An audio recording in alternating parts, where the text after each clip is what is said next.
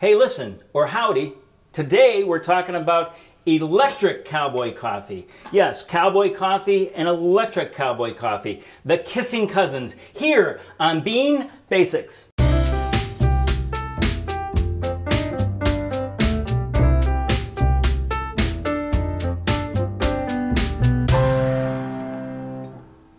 Oh, hey there. Welcome to Bean Basics with Bob and Michelle. Welcome to sunny Saugatuck. And welcome to the Obus Lab.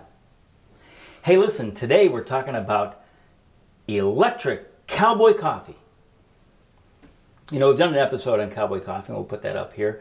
And folks really like that a lot. But today we're going to do an electric kettle version of Cowboy Coffee using our travel kettle, the Narita. And we'll put an episode on that up here too. Slight variation, but I'm just going to go ahead and get started with it right away. Okay, so electric kettle. Now this is the kind of kettle that's a good travel kettle because it can go from 240 to 120. And Michelle and I, as you know, go all around the world looking for great coffees. This is the kettle that we take with us. Yes, because we can't always light a campfire. Well, yeah, Cowboy Coffee works out really well if there's a campfire, but no campfire, not so good, you know. So let me go ahead and get, this is a 500 ml kettle. I'm going to go ahead and get some water in here right away and get us fired up, turned on.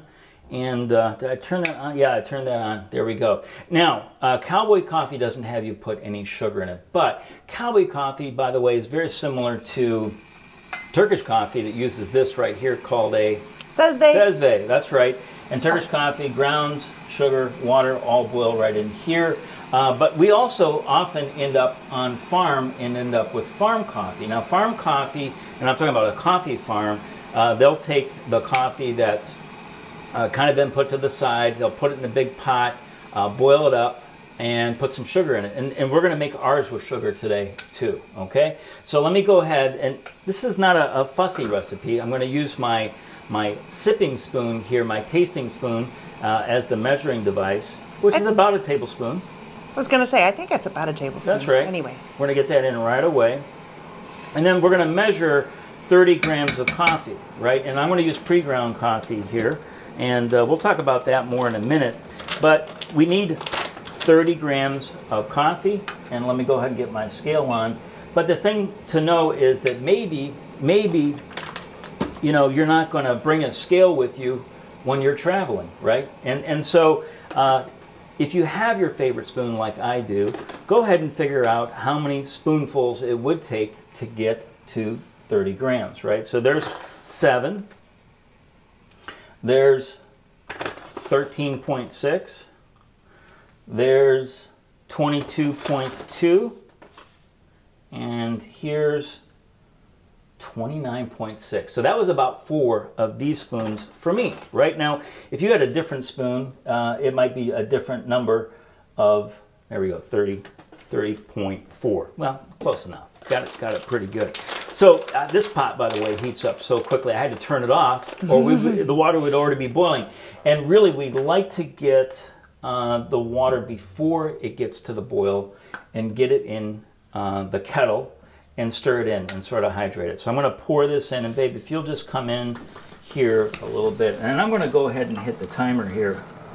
The minute I put the coffee in, I'm going to give this a stir to try to hydrate that. Can you get a good shot of that? Yeah. Yeah, okay. So we're going to let that come to the simmer, much like we would do with Turkish coffee here. Not quite to the boil. I'm staying here because I know it won't take long. It's going to move. It's going to move pretty quickly here. And I started the timer because time is important here. And we'll talk about that in a minute because we've often used the French press. Time is important there too. All right, you can come right back in right now. This is the moment. See? That whole watch pot never boils thing. That's right. So I just took it off the boil. Of course, it rides a little bit just as it began to bubble. Okay, now it looks all pretty messy and mucky at this point in time, but immediately after it hit the boil, I'm just going to give it a vigorous stir again, just like this. And we're going to sort of push those grounds to the bottom a little bit. I'm going to put the lid on right away, and we're about at 1 minute. And in another minute, I'm going to what's called remove the scum. Sounds kind of gross, but it's really beneficial to the whole process, right?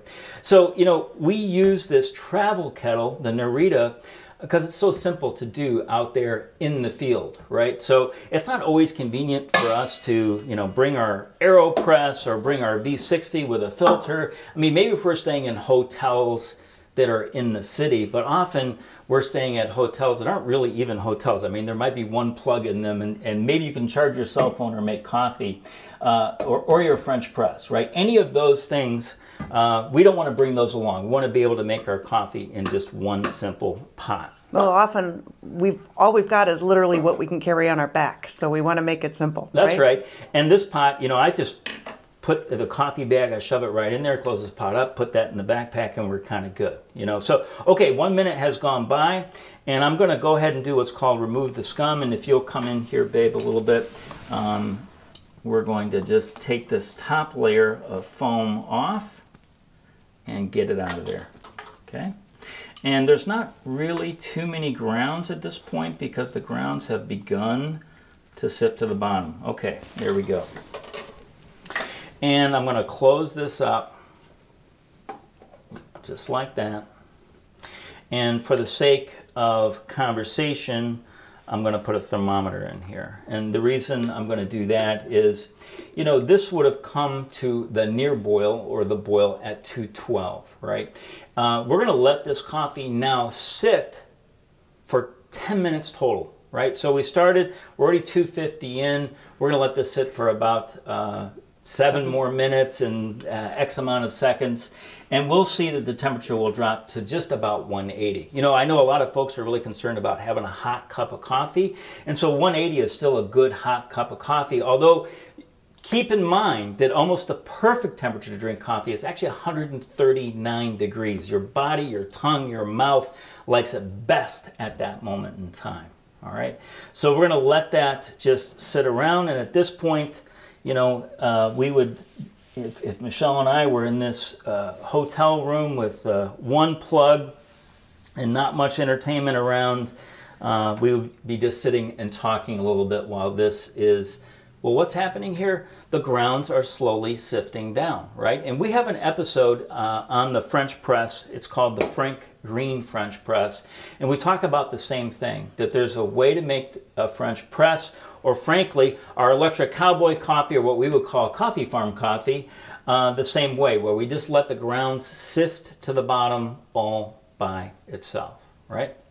Now, some folks might be critical because I use pre-ground coffee. I do that as a matter of convenience because I don't mind traveling with a grinder, and our favorite grinder here is the vessel grinder. Maybe someday we'll do an episode on how to use the vessel grinder, and we can do somewhere between 30 grams in about a minute on this grinder. It doesn't take us long, but sometimes you know, this is not super heavy, but we're adding a lot of weight when we do that. So if we're trying to keep things simple, it's a little sugar, which we can usually find on the road. You'll be amazed how universal that is. Our own coffee, but keep in mind, if we're going to the coffee farm itself, we often have a chance to have the coffee that's on the farm, right? In our first coffee farm experience, was in Ortega in Nicaragua, right? At the El Recreo Coffee Estate. That's right. And, you know, 30% of BIGGBY Best is that farm direct coffee. But very early in the morning, there's some workers that get up in the kitchen that feed the folks that work in the fields, right? And they cook beans and they make tortillas like this all morning long. But the other thing they have is a big 30-gallon pot on the stove with coffee directly immersed in. Remember, these are all immersion methods, right? Directly immersed in, and they put sugar in, and that's the reason why we put sugar in too. Now, the other reason we put sugar in is because, well, Michelle likes sugar. Okay, so I'm a dark coffee, or I'm a black coffee kind of guy, right? But I can drink it with sugar, and it gives it almost a cocoa taste, is what I would say, right? It's how would you describe it, Dave? Yeah, it's pretty close to, it's like hot chocolate and coffee had a baby. That's right. That's right. Now, the difference is theirs kind of cooks all morning long, right? And actually the depth gets deeper and deeper the longer it goes. Now, we know that these aren't the extraction rules that we're supposed to follow in coffee land and that kind of thing, but we don't mind breaking the rules either. All right. You know, cowboy coffee requires a campfire. It might be called campfire coffee. It might be called hiking coffee. Using the Turkish method, which, you know, this started in about 1830, 1850. This is centuries before then, right? This is really the emergence of the more sophisticated version of coffee. 1400s, 1500s, and that kind of thing. These are all methods that have been around a long time. Wait, I don't think you mentioned marine coffee. No, right. We had a guy, self-professed leatherneck, U.S. Marine Corps, said, we've been making coffee like that for years and years and years, right? And it's his favorite way to drink coffee, for sure. Well, we've got another 3 minutes to go. We're going to say goodbye for a second, and then we're going to reveal this on the other side. All right, we're back, and it's about 9 minutes, so we've got a minute. And our reading on our thermometer right now is, well, close to 180, right? And what's interesting is when you put the lid right back on the pot, it does preserve the temperature. And, you know, the whole idea of this is that it's simple. Now, the thing to know, whether you're using a French press, okay, which is an immersion method, a Turkish coffee, Marine Corps coffee. Marine Corps coffee, right? Or our Electric Cowboy Coffee. These coffees will have a little more silt in them. I'm not saying grounds, but just a little more silty, a little more chewy, and certainly lots of oils because it's never gone through a filter. So that's sort of the one downstroke. But both Michelle and I, we actually like our coffee with a little bit of a bite in it, you know? So I'm going to reopen here, and babe, if you don't mind coming in. We're at 180 degrees. We're at about 10 minutes and 13 seconds. And there's just a little bit of foam on top. I'm going to go ahead and remove any of that. And, you know, I always do travel with spoons because we never know when we're going to have to taste coffee. But what should have happened in this period of time is the coffee would have fell to the bottom. And what I'm going to do is pour off a little of this coffee straight into this decanter, and you're going to see if you can spot any grounds, and we're going to see if we can find any that show up. I'm going to come in closer. If you get a little bit closer, yeah, that would be great. And you can see there's just a nice steady stream. I don't see any chunks of coffee coming through. Now, I am sort of using that decanting method where I'm trying to leave the sedimentation behind. So, you know, the actual kettle is at a 45-degree angle. And, you know, I've talked about siltiness, right? And you will see sort of a silt stream show up eventually once we start getting to the tail end of pouring off, right? So I'm starting to see that silt stream right now. It's just a little river that lies underneath. You may not be able to see that. Yeah. And there we go, right? There we go. So look, there's all the grounds, okay? We have a nice, dark, rich looking cup of coffee right here. Pre-sugared, thank you. Pre-sugared, the way Michelle likes it. And I'm going to go ahead and pour off 2 glasses. Now, if we were to let this sit a little longer right here, and you can see I picked up a few grounds right there, yeah, but very few. And, you know, I always have a napkin with me or a piece of paper towel or something like that. I can just grab that right there. Even on the road. What are you talking about? I was just thinking yesterday's t-shirt. Yesterday's t-shirt. Yeah. I'm glad you said t-shirt, not underwear. All right. And now I'm going to pour this off right here. And again, there are no grounds. Oh, right? It's beautiful. And, you know, the way I would describe this coffee to somebody is that it would be sort of fat and robust. Now, we're 12 minutes in at this point in time, so it might be taking us a little longer to make a cup of coffee, but it's so simple to do. You just need a little coffee, a little sugar, and 1 pot, and away you go. If you don't mind, babe, I'm going to have you take a sip of this. Yes, sir. It's super fine, and I'm asking you to judge it, but it's a little unfair because you drink this all the time while we're on the road. Mm-hmm. No, it's delicious. There it is. It's that Choco... I mean, it's like Choco coffee, sweet tang, and a great tasting cup. It's also super smooth. It's super smooth, right? Which you wouldn't think when you boiled the daylights out of it that it would be super smooth, but full-bodied, fat, little chocolate flavor overtones. All right, that's all we have time for. We really appreciate you supporting us, supporting One Big Island in Space, and our efforts to promote the idea of Farm Direct. If you want to help us promote that, feel free to write into our blog, onebigislandinspace.com. Go to the contact page, ask for a t-shirt. You just have to give us your size and your address. That's all we ask.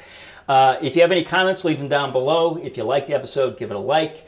If you want to subscribe, please subscribe. But we want to leave you with this one note right here, and that is, when you love the world will love you right back.